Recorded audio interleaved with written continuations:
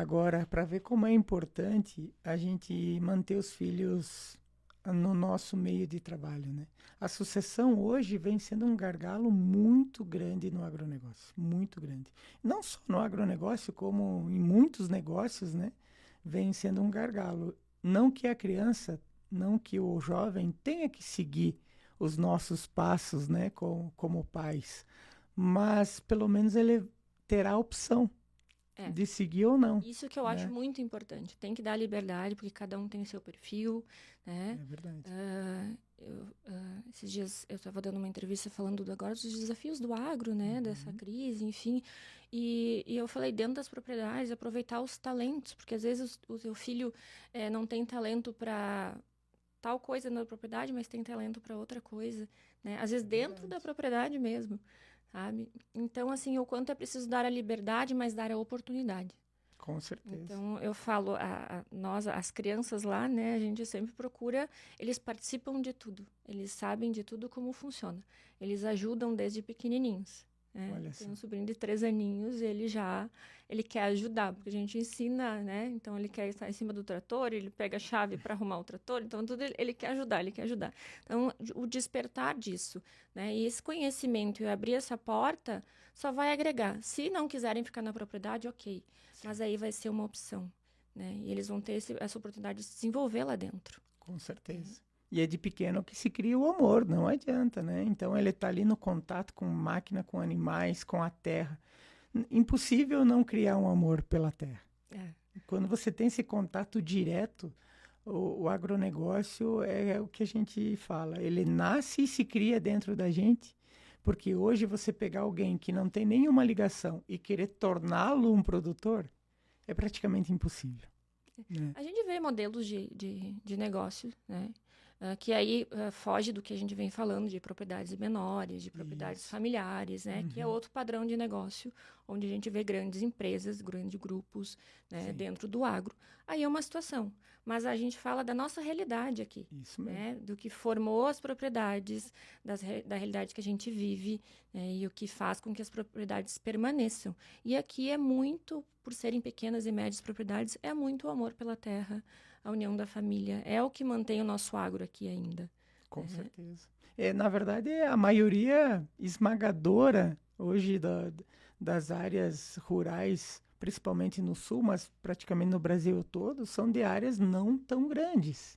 Então, e essas áreas precisam muito da gestão familiar, né? Elas dependem muito dessa gestão. Então, o bom é que hoje já se tem muito conteúdo, muitas ferramentas para manter esse jovem lá dentro da propriedade, né?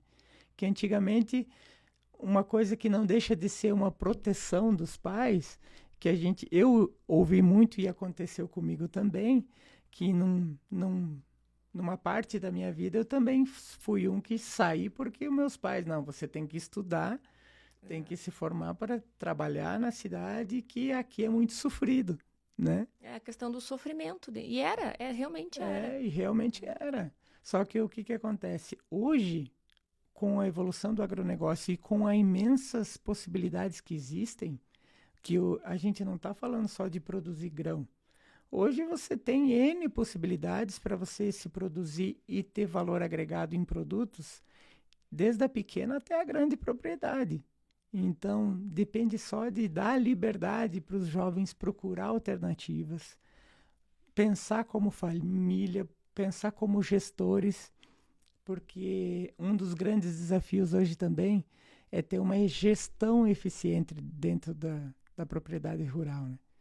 Uma coisa que eu vivenciei fora foi a questão administrativa em empresas, que tudo é muito detalhado. E quando você E nem consegue, sempre a gente vê isso na e propriedade. nem sempre a gente vê isso. E isso aconteceu comigo mesmo. Eu comecei a analisar, tá, mas por que que na empresa funciona assim e lá na minha propriedade não Não. está funcionando?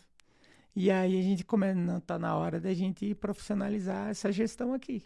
Vamos ter que botar as coisas em ordem, né? E eu acredito que seja uma coisa que você também deva ter enfrentado lá, Sim. né? Eu, no meu caso, como não teve sucessão, É, então eu tive que pegar o negócio em si e ir fazendo acontecer. Né? Mas, no geral, quando a gente vê, né, esses processos de sucessão, e assim, gente, a gente acha que as coisas nunca acontecem pra gente, acontece. Sim. Quando a gente menos espera, as coisas acontecem. Então, não deixa para amanhã ou desde pequeno já introduz na propriedade, né? Já vai trazendo para o negócio. Olha para o teu negócio com esse olhar de gestão, traz os filhos, os sucessores para olhar para isso também, para os números, né? Para os homens aí que muitas vezes centralizam a questão dos desafios, né? Traz para a família auxiliar nas resoluções também.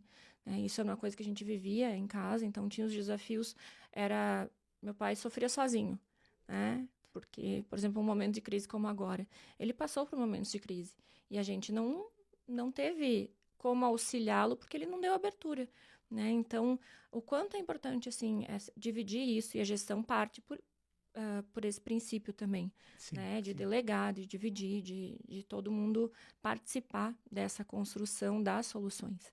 Então, a importância da sucessão, né? De entender do negócio e entender como quem fica no negócio vai poder trabalhar dentro disso, né? Abrir espaço. E na sucessão, a importância também do jovem que está entrando, do respeito ao que já foi feito. Sim. Porque às vezes o jovem tem aquela ansiedade de chegar e quer mudar tudo, né? A gente acha que vai salvar o mundo.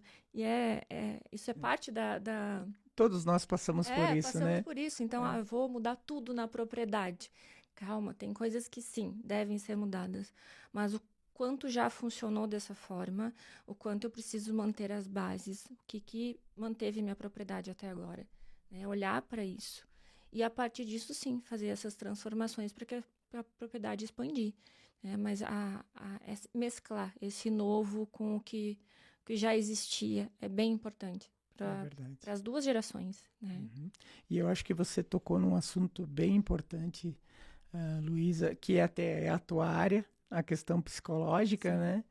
Então, eu acho que vamos falar um pouquinho disso, porque realmente, infelizmente, hoje a gente pode ver o que já aconteceu no Rio Grande do Sul, de muitos pais de família, muitos empreendedores do agronegócio, inclusive até tirando a própria vida, por conta dos desafios que estão acontecendo. Esse índice está aumentando. O índice aumentando, e é uma coisa muito séria mesmo. Por isso que, assim, é importante a gente falar que nessa questão psicológica não pode ser deixada de lado. O produtor, ele precisa se abrir com a família, ele precisa dividir os problemas e precisa entender que não é só ele que está com problemas, né? Então, ele precisa dividir isso com os outros até para tirar um pouquinho do peso. Não que as outras pessoas possam resolver, mas pelo menos aliviar um pouco do peso dos ombros, não é? Nesse meu processo e adoecimento do meu pai, enfim, todo da fazenda, eu procurei muito entender o que estava acontecendo, né? Tanto com o emocional do meu pai, por que ele chegou a adoecer, né? Teve uma depressão por trás disso também, da doença, enfim. E fui tentar entender o histórico, né? Porque eu não me conformava que um homem tão inteligente, com a capacidade que ele tinha, né? E chegar a adoecer e enfim, perder a vida por um adoecimento tão jovem, né? Sendo que era uma pessoa que tinha saúde. E para entender isso tudo, para mim entender, né? Que foi que eu comecei a entrar na área das terapias. Junto com a entrada na propriedade, eu comecei formação em psicanálise, especialização em psicanálise, e fui fazendo outras formações. Hoje eu trabalho com terapias energéticas, né? E me propus a estar lá sempre e levar isso para aquele meio onde eu estou, porque eu acho que é o nosso dever começar por onde a gente está. Sim. Né? Então, o quanto eu tentei sempre levar esse desenvolvimento emocional, né, essa oportunidade de olhar para si mesmo lá no meio rural. Tanto que eu iniciei o trabalho com mulheres lá do meio rural, quando eu comecei os atendimentos, comecei a trabalhar, comecei com um grupo de mulheres lá, né, para trazer essa questão do desenvolvimento, porque o que eu via que acontecia a campo, que foi o que aconteceu na minha casa. Né? Trabalha muito a campo, está sempre lá no meio rural, né? Muitas vezes poucas pessoas no dia a dia se convive, às vezes passa o dia todo na lavoura sozinho, né? É verdade. Em cima de uma plantadeira, em cima de uma colheitadeira, enfim. Então, um trabalho que muitas vezes é, em vários momentos, solitário, né? E, e aí acaba a mulher, quem mora na área rural, por exemplo, no meu caso, né? Acaba ficando também esquecendo muito de si mesma, né? Então, trabalhando lá no meio rural e deixando muito o autocuidado de lado. A gente vê muito isso ainda, Sim. né? As mulheres acabam esquecendo que são mulheres, Que né? são mulheres. Então, e nas propriedades, nas pequenas propriedades, a gente vê mulheres a campo. Sempre. É difícil, assim, a propriedade familiar que a gente não vê a família toda a campo. E a mulher esquecendo muito do autocuidado. O homem se sobrecarregando com essa questão da, né, eu sou de centralização, eu sou O o provedor. provedor, eu preciso centralizar. Mesmo que às vezes a mulher está ali à frente junto, Sim. né, mas essa questão da nossa cultura. Então, vendo tudo isso, que eu comecei a me desenvolver nessa área, né, até para entender a história da minha família, a minha história, do meu pai. E hoje sou terapeuta lá no meio rural, né? E a importância do cuidado emocional. Um momento de crise é a mesma coisa lá. Eu cito um momento de crise para uma pessoa, para o emocional de uma pessoa. E há uma situação climática lá numa lavoura, é a mesma coisa. Quando a gente tem um solo que a base está boa, né? Um solo fértil, que é lá o início de tudo lá, é como está a minha terra, né?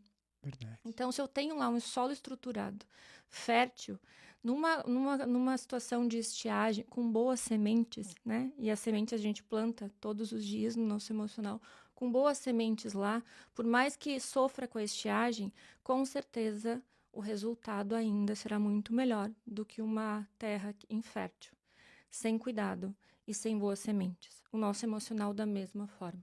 Sim. Quando a gente está passando por um desafio, se a gente tem um emocional fértil, um emocional que é cuidado diariamente, no dia a dia, né? Quando a gente consegue trabalhar o emocional, o autoconhecimento, quando a gente sabe nossas fortalezas, as nossas fraquezas, né? E acolhe isso, planta boas sementes todos os dias na nossa vida emocional. Quando passa o desafio, balança, mas não quebra, É né? verdade. É como o bambu, a gente fica lá, balança, o vento é forte, mas pode até envergar bastante, mas volta, né? Volta e volta com experiências e volta mais forte. Então, a importância, assim, desse cuidado emocional diário. Eu falo diário porque é todos os dias. A gente fica pensando, um dia eu vou procurar uma terapia, um dia eu vou... Não, é no dia a dia. É nos teus pensamentos, é no que você faz, é ter aquele momento de autocuidado, momento para se priorizar, fazer o que é importante para você, né? O momento para olhar para os teus sonhos, para os teus desejos, para os teus limites também, sabe? Então, o quanto é importante, assim, no dia a dia, esse cuidado. E eu aprendi, tive experiências com a terra, né? O quanto o cuidado faz diferença no momento de crise. E com o nosso emocional da mesma forma. O quanto o cuidado ter uma base estruturada vai te dar essa força para os momentos de crise. E o que a gente vê acontecendo hoje, né, Sim. com as pessoas do nosso agro, que é muito triste, esses suicídios, né, muita gente doente. Eu tenho atendido, assim, pessoas que, em função, desencadearam câncer, depressão, né, enfim, várias doenças. A importância de não deixar chegar numa situação assim para ter o cuidado.